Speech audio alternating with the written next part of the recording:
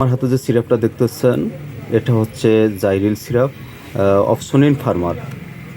আপনার সন্তান যদি অ্যালার্জিজনিত সংক্রমণ ও একজিমাতে যদি চুলকানি থাকে, অর্থাৎ শুধু চুলকানির কারণে ঘুমাতে পারে না, এমন অবস্থা যদি হয়, তাহলে যে কোনো ফার্মেসি থেকে এই জাইরিল সিরাপটি নিয়ে আপনার সন্তানকে খাওয়ান।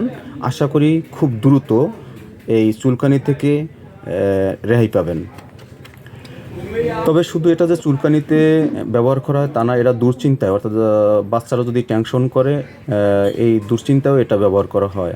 তবে হ্যাঁ, এটা খাওয়ানোর নিয়ম হচ্ছে 6 মাস থেকে 1 বছরের বাচ্চা হাফ চামচ করে 2বার খাবে।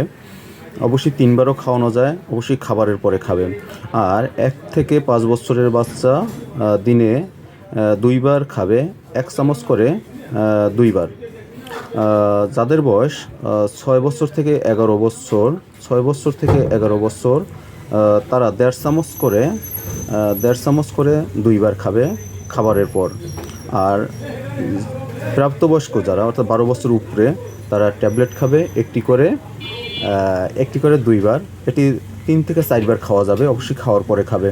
তবে খেয়াল রাখতে হবে, যারা প্রাপ্তবয়স্ক, গাড়ি ও ভারী মেশিন চালানোর ক্ষেত্রে এটা সতর্কতা অবলম্বন করতে হবে।